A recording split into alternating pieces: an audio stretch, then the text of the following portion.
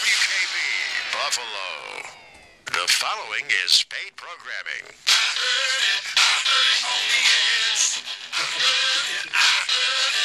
heard it on the X. Welcome to Heard It on the X, the show totally dedicated to the Western New York music scene, presented by the Music Exchange in Hamburg. Get ready for a great hour of interviews, music, and tips from Western New York's leading musicians, with many other very special guests from around the country. And now, here's your host, Rich Rogenmoser. Hi, folks. Welcome down to the East Coast premier music talk show. My name is Rich Rogenmoser from the Music Exchange. As always, my sidekick, the Doctor. Hello, I am here running out of breath. I know you made it in. You just made it in, man, and you were a big savior for me because I left important stuff in my office back in Hamburg. That's okay. You mess up, I clean up. Yeah, exactly. I like how you were right at the 290. You're at the big blue water tower, and I said, Josh, you got to go back to my office. Yeah, Josh, turn around and get back there. We got a great show this week. Big show. Do you remember when you told me it was your dream to have Breakaway in studio performing like, Conan or Jay Leno has? Yeah. Guess what we have? Breakaway in studio performing live at your command whenever you want. Dreams come true. It is. It's kind of like an early birthday gift to you from me and the guys in Breakaway. Well, thank you. Thank you very much for that. I also want to talk about a lot of music news this week. Tons and tons of music news. A lot. We had a busy week. We did. We seen a lot of shows. We did.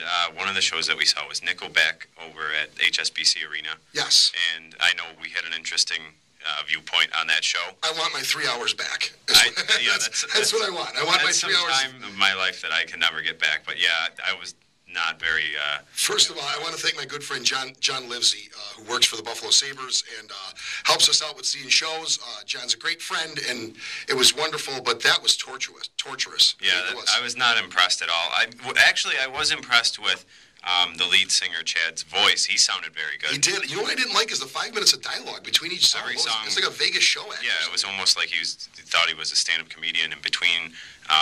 And some of the stuff he was saying was just completely outrageous. You and I were texting each other back and forth. We weren't actually sitting together, but we were texting each other talking about the stuff that he was actually saying. We couldn't believe the stuff he was saying. Yeah, that's interesting, too, though. The stuff that he was saying, with the fact that you and I weren't sitting together. Because I am the star of the show, I actually was in a suite, and you were behind the stage, right? Or under it? Where were you? I was actually in the parking lot, yeah. Were you? Yeah, I was in the parking lot. Listening to the replay. With a broken lawn chair. No. No, I had very good seats. I just was not in the suite. You and the beautiful Kim Marie had the suite. Me and the stunning Ashley Rose had normal seats with. And this is an interesting point, too. Even the suite with the free alcohol did not make this concert worth seeing. I wouldn't bet that it would. Here's a couple observations that I have. One, obviously they're modern acts, and I guess that's where modern music is heading. What is with sound men who feel that they got to subwoofer you to death anymore? Yeah, I hear anything but bass and kick drum. It's crazy. And you weren't there early enough to see Buck Cherry because I forgot something. I had to send you back to my office. Yeah, you probably forgot, your car keys. Exactly. Well, and thanks for bringing them to me, by the way. But Buck Cherry was the best band in the lineup. Really? Yeah. I heard, but when I told people that I was going, they were like, "Oh, you got to catch Buck Cherry. You got to catch Buck Cherry." I unfortunately didn't catch Buck Cherry. I caught the other two bands, 3 Days Grace and Nickelback, of course. But I did hear that Buck Cherry put on a great show. Buck Cherry was a legitimate rock and roll act, where 3 Days Grace and Nickelback were both very formula bands. Well polished. Yeah, it's sort of like their niche. 3 chords. Let's do a 1-4-5 chord change and sing about. Kind of like Disney put them together. Yeah. I mean, they're sort of like a hard rock Jonas Brothers. Not at all. One of the most impressive parts of what Nickelback did, though, I think, I really do believe this, one of the most impressive things, and we're bagging on them hard, but really, one of the most impressive things is when they went to the B stage and they did a couple cover tunes. They did Garth Brooks cover tune. They did a really great job on that, I felt, and maybe they should... I was surprised with when they did the Garth Brooks song, his voice, how well he sang country. I couldn't believe it. Yeah, he had that, country voice to it, and that was very, very impressive. It's probably my age, but I kept asking the lovely Kim Marie, are these guys a country band? Because they sound like a country band to me. They sound like a modern country band to me. So... it's for some people, it's not for other people. I guess it's just not for us.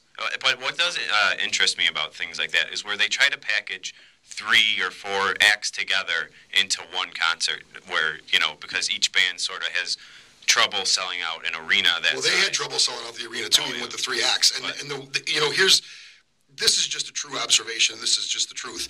You're a huge Dave Matthews fan. I'm a huge music fan. Mm-hmm. We see a lot of shows. Yeah. Dave Matthews ever not sell out? Unless they're playing, Central Park where there's already a. I seen Bruce Springsteen 4 times last year. Here, Jersey. I seen him all over. It sold out. Tom Petty sells out. Yeah. The viable acts that have been around for a really long time sell out, and these 3 acts had trouble. And I actually thought of you this week because the Dave Matthews tour tickets did go on sale, and they sold out both nights, Madison Square Garden, in like 10 minutes. And I was like, that's what Rich says. Any viable artist will sell out any arena. No, hands down, no questions. Future shows, that brings us to a future show story. Someone that you got in contact with, Jeff Coffin, is going to be on the show. Yeah, He's a sax player. He stepped in when Leroy Moore, the original sax player for Dave Matthews Band, was hurt. He stepped in, and ultimately when Leroy passed away, he took over, and he's now the touring sax player with the band. So we're in touch with him. We're going to get him on the show. It's going to be great. It's going to be great.